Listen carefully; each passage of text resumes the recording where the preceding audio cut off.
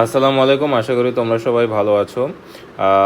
একটা ব্ল্যাঙ্কে একটার বেশি শব্দ বা ওয়ার্ড বা ভার্ব ব্যবহার করার যে পর্বগুলা, এগুলোর মধ্যে এটা 2 নাম্বার পর্ব। এর আগের ভিডিওতে আমরা 1 নাম্বার পর্ব দেখেছিলাম এবং আজকে আমরা শুধু এই সেন্টেন্সটা সলভ করব। সেন্টেন্সটার অর্থটা বলি, স্টেপস মানে ধাপগুলা। অর্থগুলো তোমরা একটু নোট করে নিও, আমি বলতেছি তোমরা নোট করে নিও। তো স্টেপস মানে ধাপগুলা, টেক মানে নেয়া, বাই দ্য গভর্নমেন্ট মানে সরকার, মানে সরকারের দ্বারা, বাই মানে দ্বারা। তো সরকারের দ্বারা যে স্টেপ নেওয়া হয় মানে ধাপগুলা নেওয়া হয়, সেগুলা কি ড্যাশ ড্যাশ ম্যাটেরিয়ালাইজ। ম্যাটেরিয়ালাইজ মানে কি? ম্যাটেরিয়ালাইজ শব্দের অর্থ হইল বাস্তবে পরিণত করা, বাস্তবে পরিণত করা, ম্যাটেরিয়ালাইজ শব্দের অর্থ। তো এরপরে দেখো, এই যে প্রপারলি মানে সঠিকভাবে, এটা তোমরা জানো, প্রপারলি মানে সঠিকভাবে। বিকজ অফ করাপশন, করাপশন মানে কি? করাপশন মানে দুর্নীতি। তাহলে এখানে বলতেছে যে সরকারের দ্বারা যে ধাপগুলো নেওয়া হয়েছে সেগুলা কি বাস্তবে পরিণত করা সঠিকভাবে কি হয়েছে? কারণ কি? করাপশনের জন্য, দুর্নীতির জন্য। তাইলে এখানে অর্থ দিয়েই আমরা বুঝতে পারবো। আমি আগের ভিডিওতেও বলেছি যে অর্থ যদি আমরা না জানি তাহলে আসলে কোনো লাভ হবে না। এখন তাহলে দেখো, আমরা অর্ধেক অর্ধেক করে সলভ করি। আমরা আগে এই পোর্শনটা সলভ করব, ঠিক আছে? Steps take by the government. তাইলে এই যে সেন্টেন্সটা, এই সেন্টেন্সটা আমরা জানি কি নেওয়া হয়েছে, আমরা জানতাম। এই অর্থটা দেখেই আমরা বুঝে যাচ্ছি যে বাই দ্য গভর্নমেন্ট, এবং এইটা একটা প্যাসিভ। তো স্বাভাবিকভাবেই আমরা জানতাম যে এটা হলো প্লুরাল।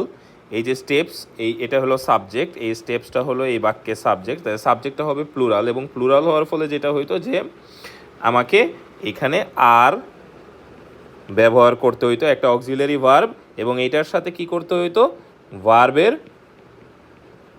V3 বসাইতে হইতো। এটা ভি আছে, আমরা এখানে V3 বসাইতে হইতো।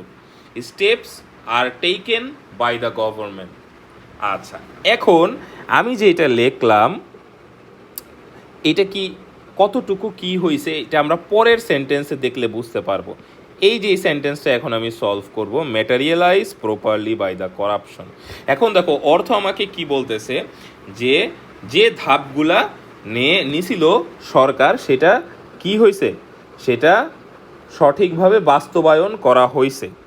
আচ্ছা, আসলে কি সঠিকভাবে বাস্তবায়ন করা হয়েছে? এটা হয়েছে কি হয়নি, এটা যখন পরীক্ষার হলো পুরাটা প্যারাগ্রাফ থাকবে তখন তোমরা বুঝতে পারবা।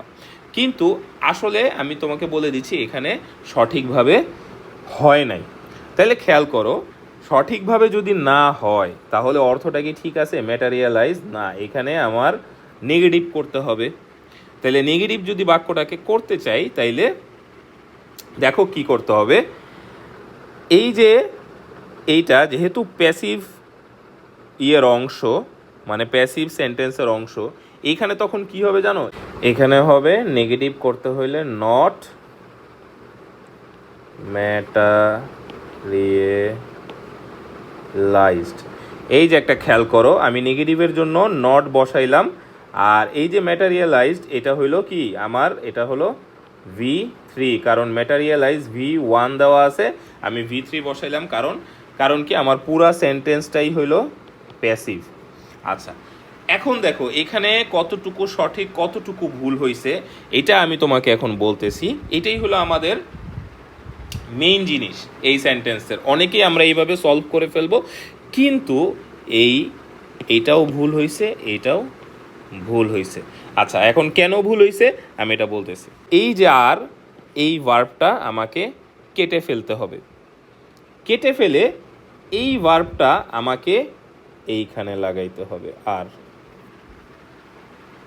খেয়াল করো আমি কি করলাম, আমি এইখানে এই ভার্বটা কেটে ফেললাম, অক্সিলারি ভার্ব আর এখানে আমি দিয়ে দিলাম। কারণ কি? কারণ হলো আমি যদি steps are taken by the government দেই তাহলে সেন্টেন্সটা কিন্তু ফুল হয়ে যায়। তাহলে আমার এখানে কি ফুল সেন্টেন্স আছে, আমার এখানে কি ফুল স্টপ আছে? না, আমার এখানে কিন্তু ফুল স্টপ নাই। তো যেহেতু ফুল স্টপ নাই সেহেতু এই সেন্টেন্সটা আমি ফুল করতে পারবো না, এবং পরের সেন্টেন্সটা আমি যদি এখানে ফুল করি তাহলে পরের সেন্টেন্সটা আর কোনো অর্থ দাঁড়ায় না। তো আমাকে কি করতে হবে, পরের সেন্টেন্সে যেহেতু ফুল স্টপ আছে সেহেতু আমাকে পরের সেন্টেন্সটা ফুল করার জন্য এই আরটাকে আমাকে এইখানে নিয়ে যাইতে হইতেছে। এবং এইখানে যেহেতু আর আমি কেন বসাইলাম, কারণ সাবজেক্টটা প্লুরাল, একটু আগে আমরা দেখছি।